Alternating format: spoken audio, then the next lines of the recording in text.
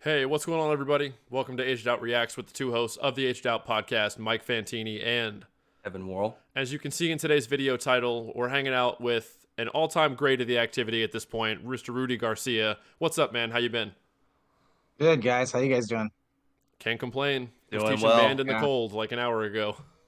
Yeah, our yeah, seasons get cold towards the end here, late October. yeah. We're still sweating.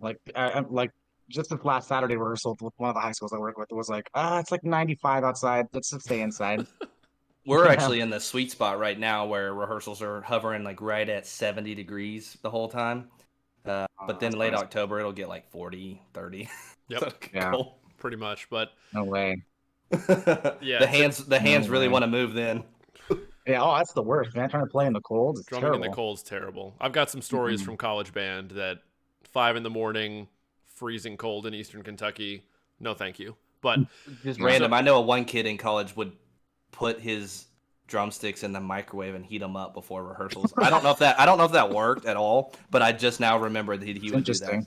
who So was it? That's interesting. Jonathan Sharp, who was a member of the Cavaliers in 2005. Oh, He left right when I got there. All right, we're getting sidetracked Anyway. already. But before we're watching some Blue Devils from the finals lot from the 2022 season that just ended. Rudy's going to give us some insights. We're going to talk about how the season developed and kind of just any trials and tribulations he wants to go into, or design thoughts, or how they worked on all the good stuff. So before we get into that, Yeah, I was go gonna say ahead real quick. before that though, you'll do the spiel, and then we kind of got to get his quick catch up to how he ended up where he is. That's true. We have to make sure we do that. But so, real quick, check out the podcast on all podcast services: Spotify, Apple Podcasts, Google Podcasts, all the good stuff. Facebook, Instagram for social media. Never miss an update or a post or video or any of that stuff. It's just Aged Out Podcast with no spaces. And then, if you want to support us financially at all, head over to patreon.com/Aged Out Podcast. We have a $1 tier. But even if you don't want or can't do anything like that, we appreciate the viewership. That's all we care about. We're glad everybody enjoys it. We love doing this. So, all right. There we go.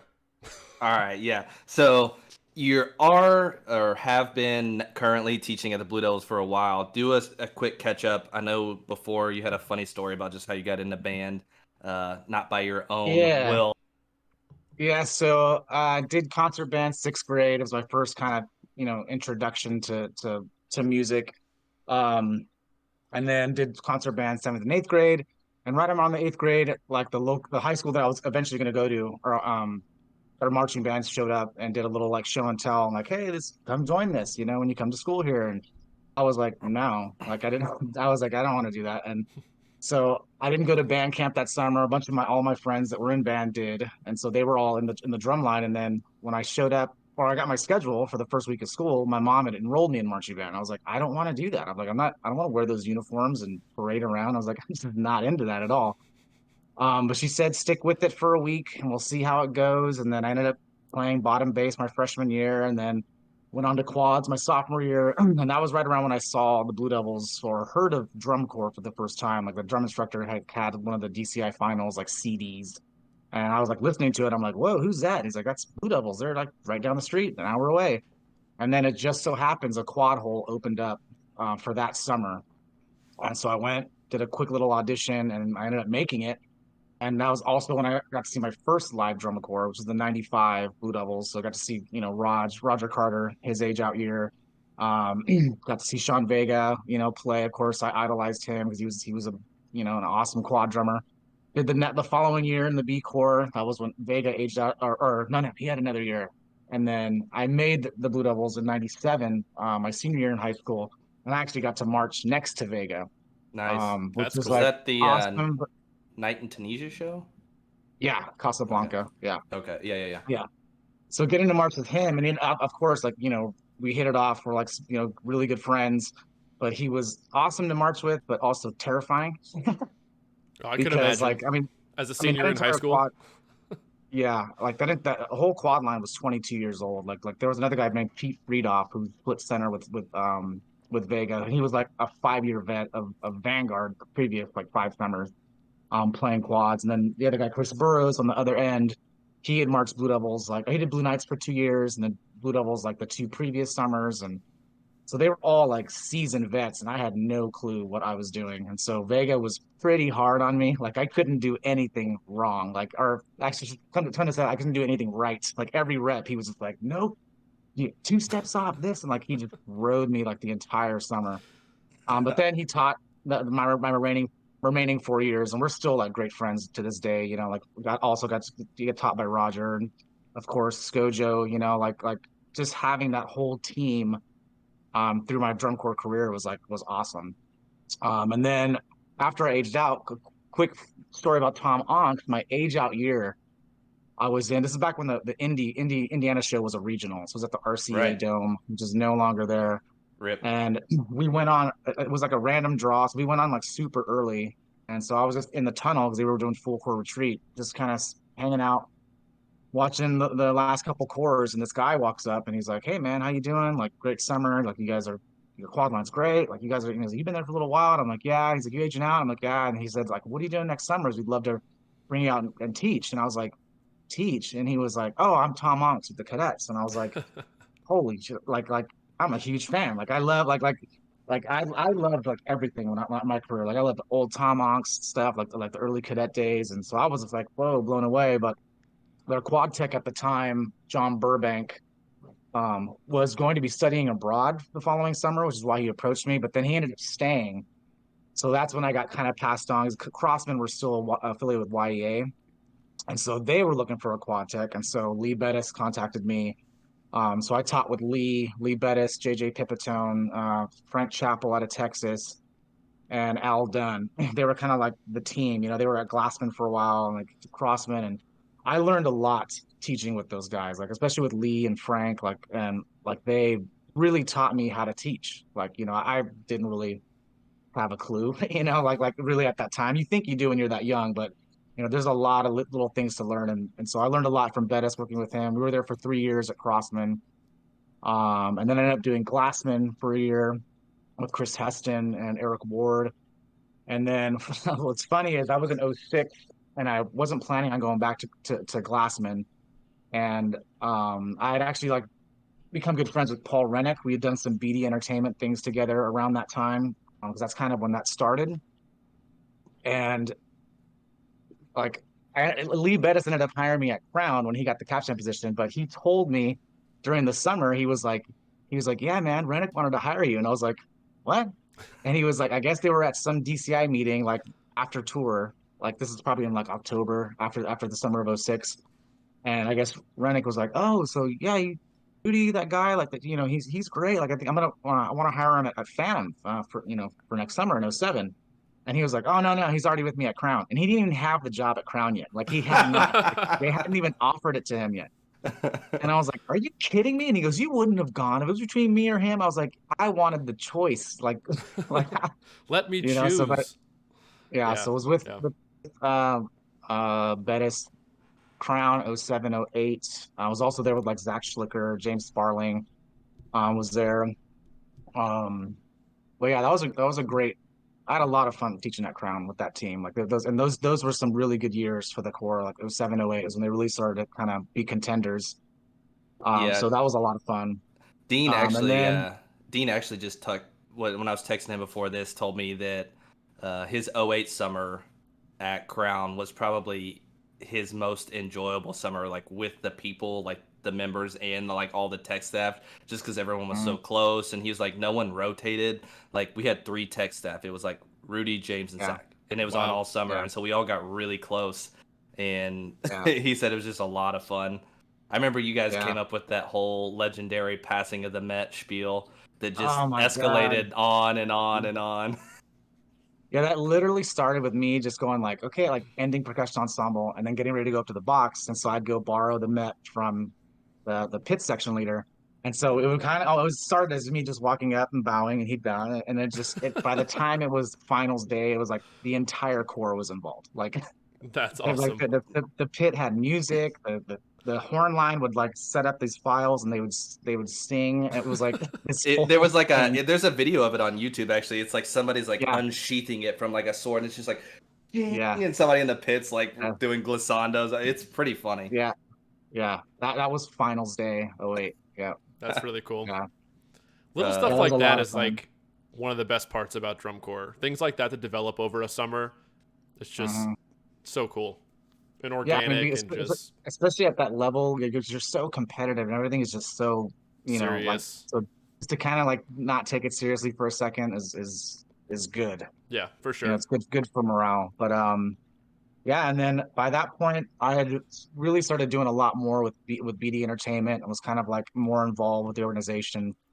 Um, and then yeah, Scott called me and was like, "Hey, I know you got a good thing going at Crown, but just want to see if you want to come home." And after talking and thinking about it a lot, like it just see, because at the time, like my son was about 8 or 9 years old, and like I've been doing drum corps for like his entire life, and it was like it took a lot of time, out of the summers for me to go do that, and so it just made sense. I'm like, he's getting a little older, like he's gonna want me around a little more, and so Concord being only an hour away from me, like and as opposed to me leaving for tour and like end of May, like I don't leave for tour until like July now. You know what I mean? We're all days. Go stay at We're home in during Concord. the yeah.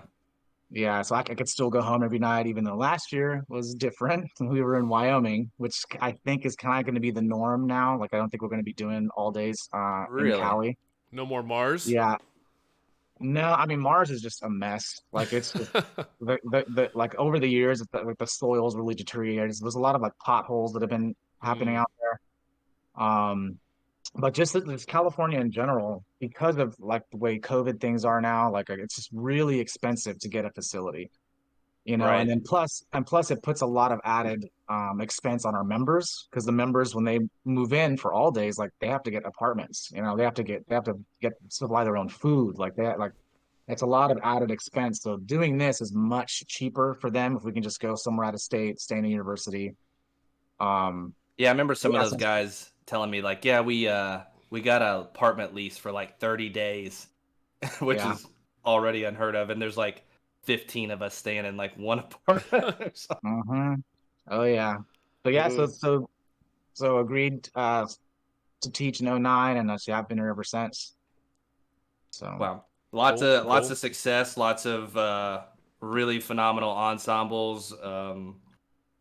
Obviously, number of drum trophies, overall championships, and just obviously a heck of yeah. a team. I think that the continuity of that team speaks volumes with how many people have been there in their roles for so long and just able to really vibe off each other and just understand like I know what you're trying to do with this. I know what you're trying to do with this. That goes a long way. But Yeah, I'm sure we'll I get into still that too.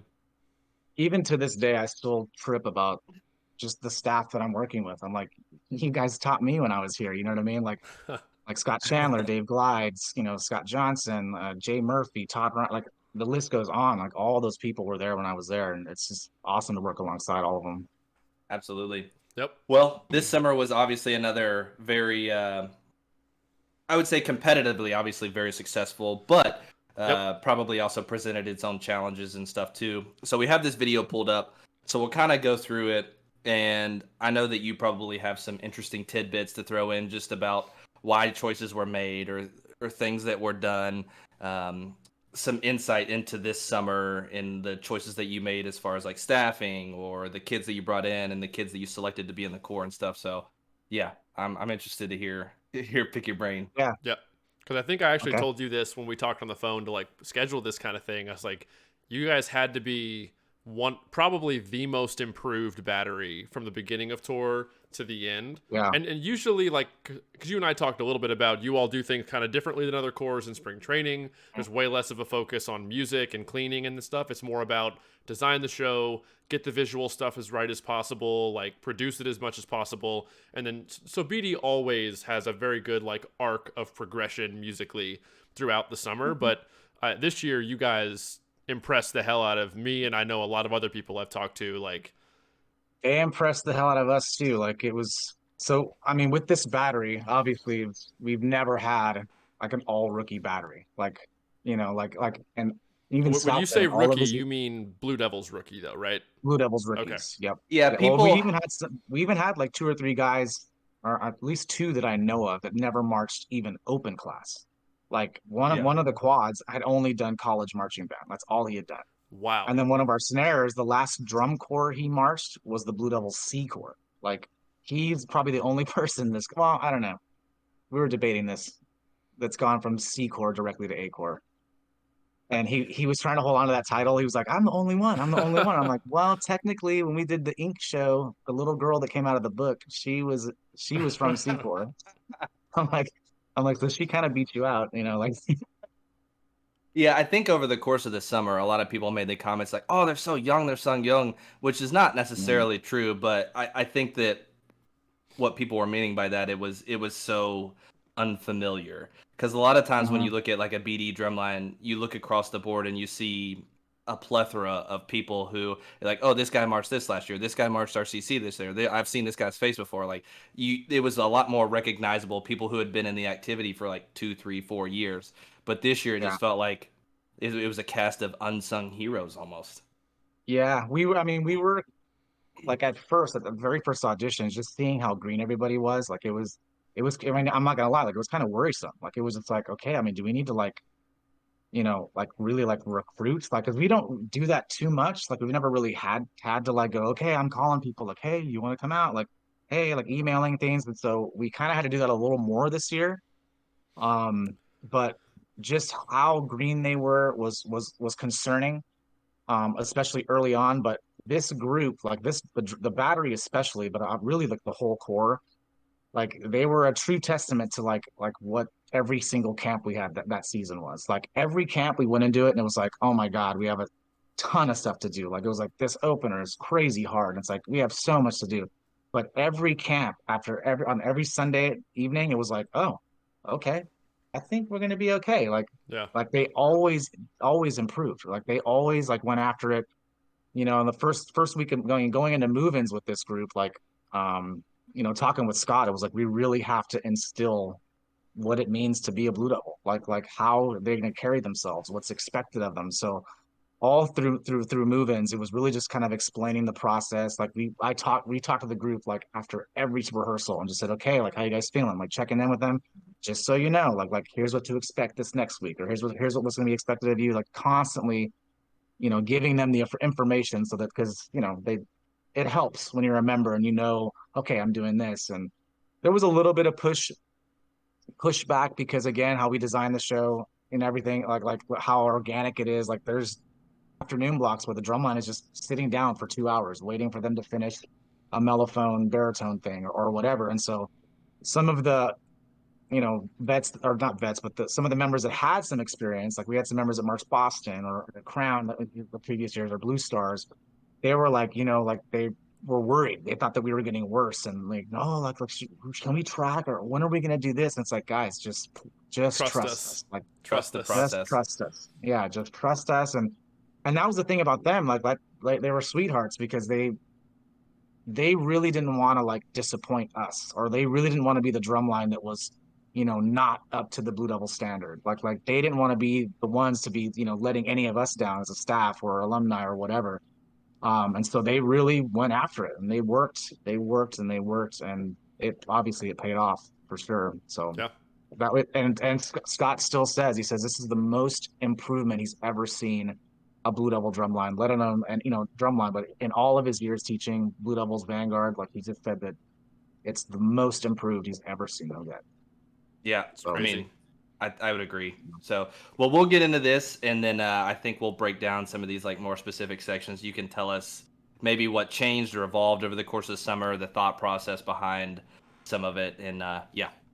Yep. So real quick before we start, thank you to Drumline Archives for the amazing videos. Go check out Drumline Archives channel, subscribe, all kinds of lot content. We appreciate it as always. All right, let's see. All right, I'm pretty sure this starts off just with the opening statement of the show. Yeah, I think so. All that flame vocabulary.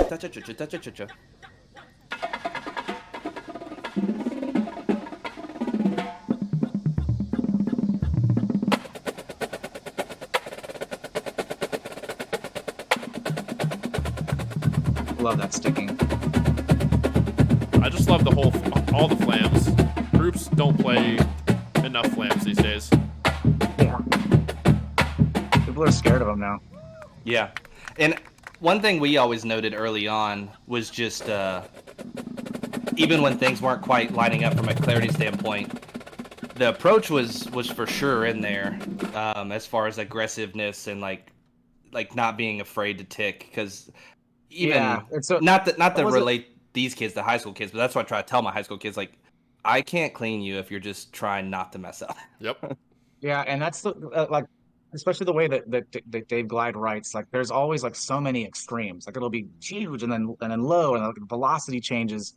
But that was a big theme with this group. Like, from the get go, we just wanted the battery to play a little more aggressively than they had in the past couple years, um, and just to kind of have more of a presence at the high end.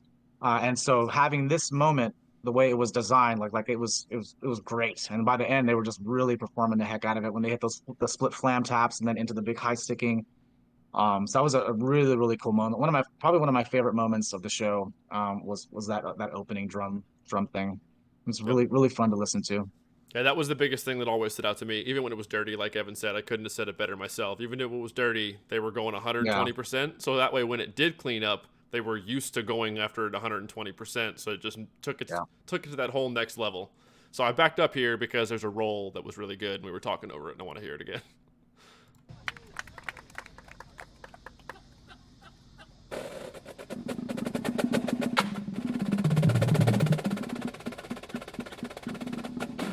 Yeah, Yeah. the puffy texture. Yeah, Glide did a great part arranging this, or a great job arranging this section, just with the way the brass layered in and everything.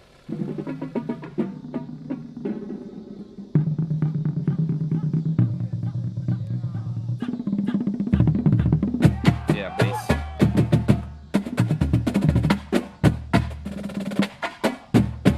Nice roll out of nowhere. Yeah. The vibes.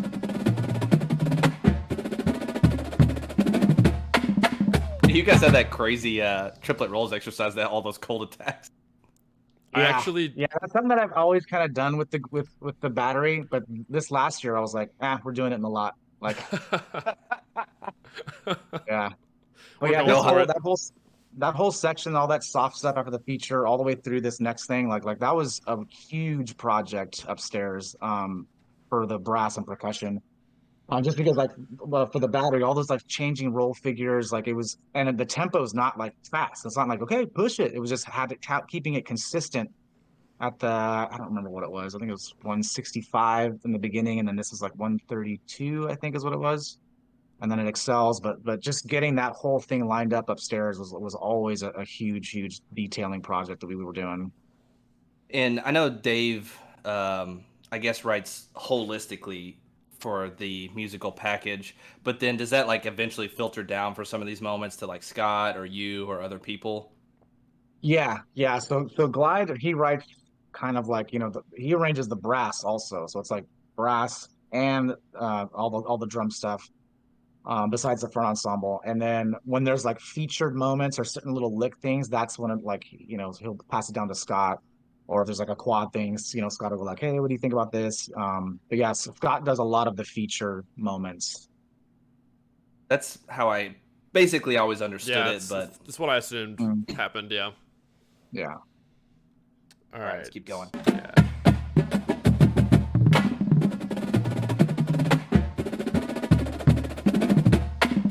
I love that four. Finger dexterity. I love the four they sneak in at the end there. God, those baby faces. Yeah. Said it all year. Yeah. Even if it wasn't the youngest BD drumline ever, it looked like the youngest BD drumline ever. So how many age outs Yeah. are there? I was gonna ask how many actually aged out. In the snares, I think it was just two. Okay. I imagine. I think two, maybe three. Quads, four of the five are aging out. And then bass drums, I believe it was two of the three. I think it's just top two. Yeah. Okay. Yeah, just Ann Gotcha. and yeah. So actually, still not, because there was like the word on the street going around halfway through tour or whatever was that, oh, they're actually a lot older than you think, and da da da. There's a lot more 21-year-olds, and Yeah. it sounds like in the quad line that was the case, but if you've only got 2 snare age outs, Yeah. it's not a very old snare line by a lot of other No. like what the norm is for like top 6 drum lines every summer. Yeah. So Yeah, I mean, we're usually like we'll lose about 4 or 5 guys. You know, like we mhm. usually have like 4 or 5 age outs, and so only having 2 with with those guys coming back, Should is be good. good. Um, yeah, yeah, they're gonna be good. But yeah, really the snare line, just having them be in front, for all this stuff. Yep. It's like you look at them and like, oh my God, they're tiny. Well, But yeah, and I'm not incredibly tall either myself, so like I can't say much. But I remember seeing them like in the lot in Atlanta. I was like, yeah, it probably doesn't help that they look baby face, but also they're They're shorter. shorter. So Yeah. I won't say short, but Yeah. shorter. Yep. It is what it but is. our center Laurent, like we would joke because like he just always went after it. Like he was always just playing. Even when he tapped something off, it was like over his Yeah, head. Dude, he's fun to Like, watch. dude, He's straight like up fun to easy. watch. He's tapping off the I snare always feet. tell He's him, just like, yeah. yeah.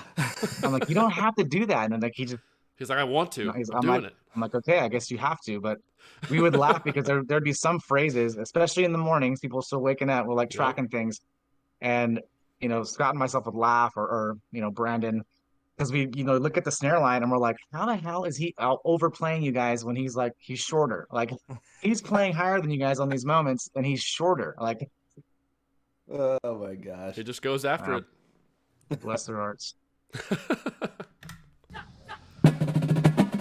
I love the Ludwig drums though. Oh yeah, they sound Oh great. yeah, man. Oh yeah, Yeah, there's Rudy giving it up. Yep. man.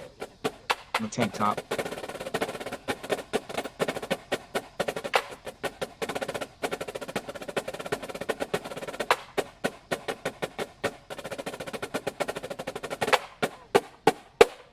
Yeah, that one was one last- that took you guys all year. The last rough. Yeah. Jump. That's a tough feature. Yeah. That's a tough There were some moment. things that were taking, yeah, a lot of tough things about that. Just the cold attacks, the velocity changes, and everything kind of just stopped on the field. At least sound wise, and it was just them. Like it was so exposed, Right. so exposed.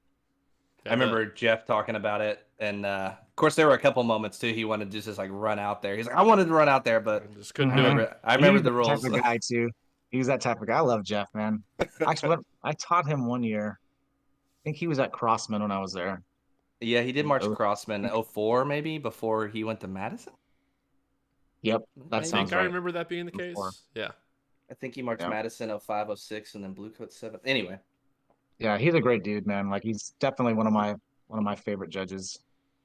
Yeah, but this feature just sounds tough. You can tell it's hard, and like it definitely took the whole season from watching lot after lot after lot. The videos would pop up and stuff, and I kept asking Evan. I was like, "Are they gonna water it? You think they're gonna water it?" Like, well, I know you did take out a couple things. I'm sure it Yeah, evolved. I'm sure it evolved. some things. But I mean, there are some things that we just die by. You know what I mean? Like Yeah, we definitely like taking risks. Like that a is lot. for sure the case when you watch the Blue Devils drum. There's a lot of Yeah.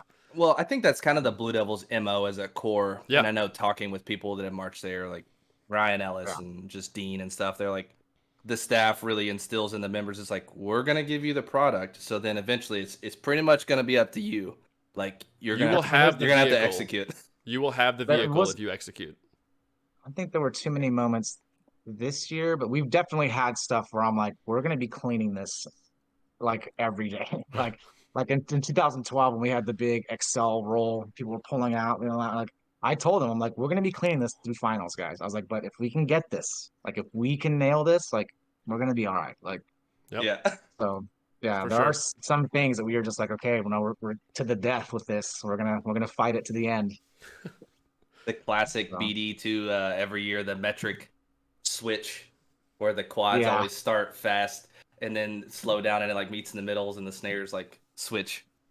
Yeah, I did not know that was sometimes I a like yearly it. thing. Sometimes I like it. Sometimes I'm like, why are we doing this again? Like, I didn't know it was a thing until Evan pointed it out this year, and It's now in a I lot of can't. shows. Now I can't unsee it every yeah, time. we first did glad. it when I was marching. Yeah, when I was 2000 was the first time we ever did like the cross mod. Is that the Methods of Madness show? Yeah, Yeah. and then I remember, I don't know if they did it after that. I don't think they did, but we definitely did it in 09. We had it in the feature in 09. Yep. And I it did think it it in was in 2010. 10. I think we I did it in remember that one. 10. There's a lot of them. 15. I know it was in 15, the Ink Show, because we just Yeah. watched that one recently and reacted to it. But